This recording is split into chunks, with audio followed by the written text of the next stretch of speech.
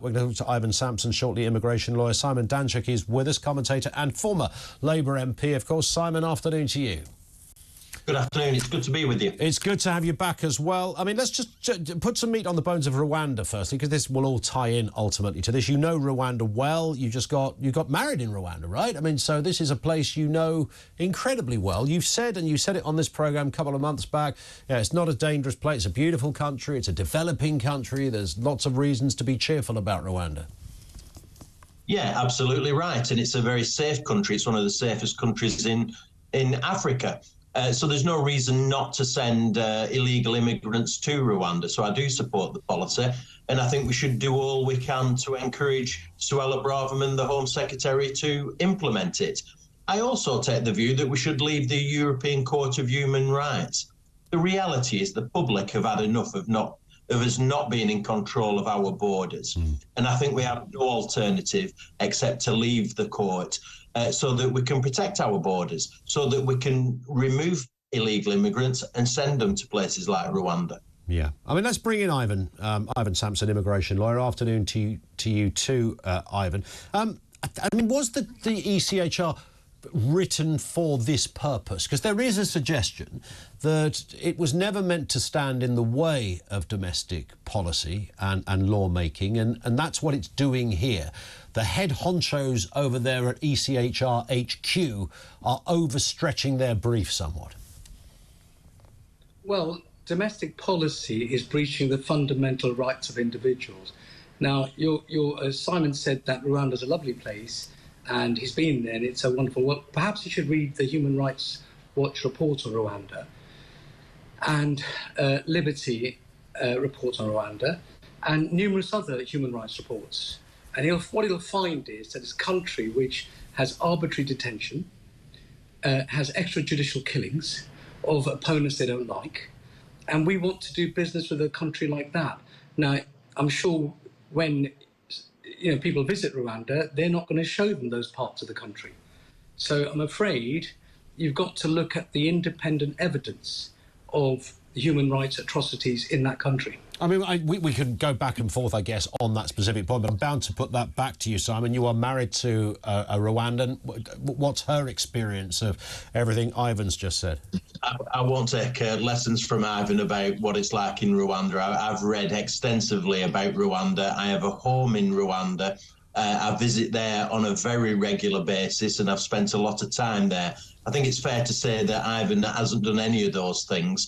The reality is it's a very safe country. It's exceptionally well run. It hosted the Commonwealth Heads of Government meeting last year, where Prince Charles and Boris Johnson visited. I mean, the idea that you couldn't send illegal immigrants there is just a nonsense. In terms of the specifics then, Ivon, rather than getting too embroiled in that specific point of Rwanda itself, the idea that a government would be told they can't do it by an external body, as it were, and I appreciate we are signatories to it, but outside of our own parliament, there is something more powerful that can stop the government implementing policy.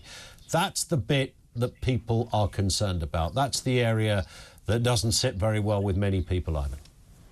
I think what people are concerned about is that this government is masking behind the parliamentary sovereignty, using that as a mask to implement their policies, which fundamentally would abuse people's rights. And that can't be right. We're a fair country, we're a compassionate country, and we've got to make sure that we protect the most vulnerable people. And what the government should be doing is distinguishing between those who are economic migrants and those who are genuine, not simply punish the genuine migrants with coming out of the ECHR. And this is a complex matter, Ian. It's not like joining a club, a health club. You decide to join 1 minute and next minute you come out. We're intrinsically linked to the ECHR through Northern Ireland and the single market, which Northern Ireland is a member of. It's something we can't do unilaterally. It's not going to happen certainly before the next election. But what it looks like is electioneering on the part of the government to say that if you vote for us, we will make sure we get it done. It's a long way off, and there's lots of hurdles to cross before we ever get to the point where we can unilaterally withdraw.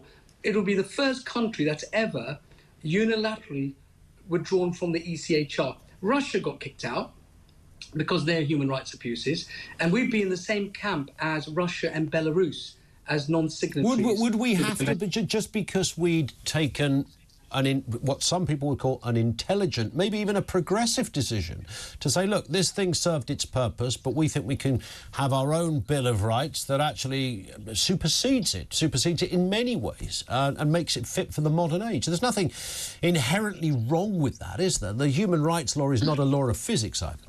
Yeah, I agree. And we have the Human Rights Act. So just suppose we withdrew from the convention. If we still continue with the Human Rights Act, I'll be absolutely happy with that. I'll be delighted. It's the rights that are important. And just to go back on Simon's point, I'd love to see him get a placard in Rwanda saying, please, Paul Kagame, resign, and let's see what happens to him when he does that. You see, you haven't got freedom of expression there. It might be a lovely place to have a holiday home there, but it's a country where you can't, there is no democracy, and you can't have people protesting against the government. And if you did, you're going to get banged up, tortured, and possibly killed. Is that what he wants us to do business with? Simon. Let me tell you, in the fundamental problem that we have, and I'm a former member of Parliament, so I know how it works, the fundamental problem is that we have far too many lawyers like Ivon in Parliament. Yeah. That's the reality of it. And what they do is create processes for immigration and other processes far too complicated, deliberately so that people like Ivon can make money from those processes. What we really need is a simplified immigration process that allows us to remove people, illegal immigrants, from this country as soon as possible. Now, if they throw away their passport, or if they won't say where they've come from and can't be returned to their country of origin, then we need somewhere to return them to. And Rwanda is a perfect place in which to return them.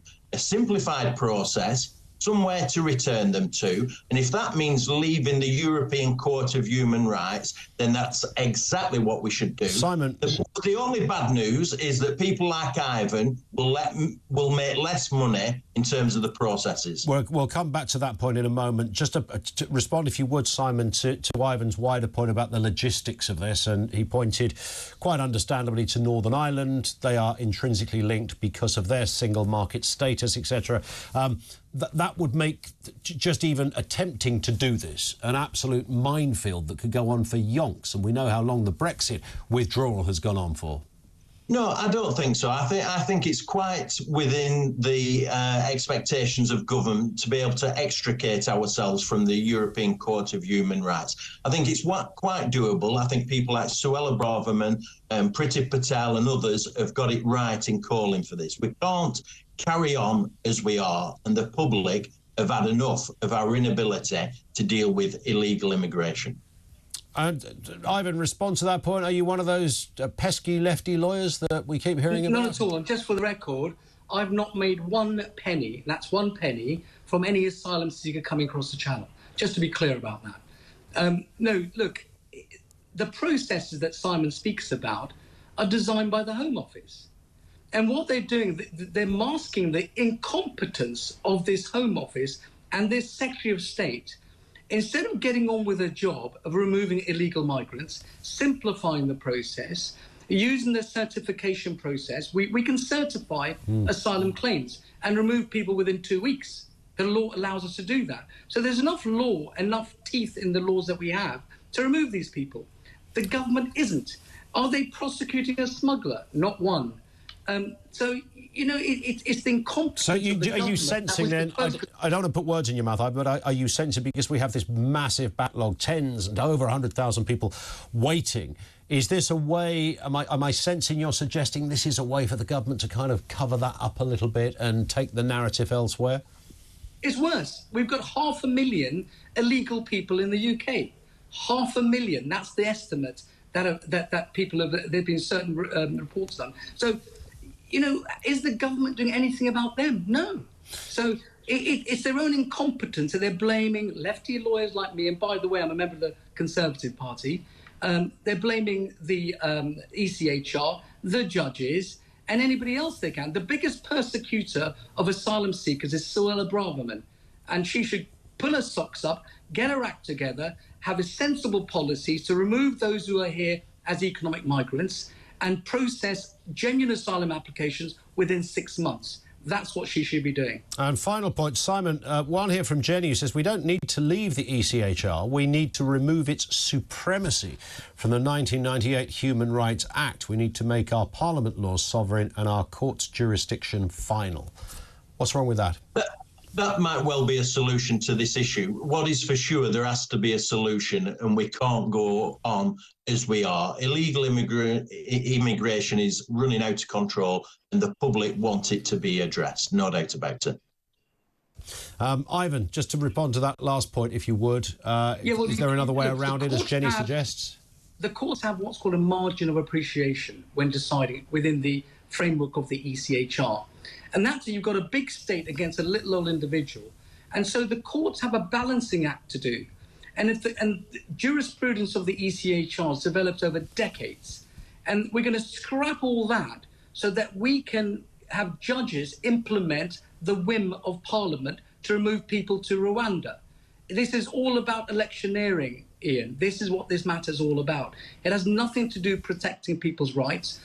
Some of the most vulnerable people coming to our shores, and we want to do is have a simplified life for ourselves. What we have to do is do the right thing, protect those vulnerable people, remove those that are economic migrants, and also clear the backlog.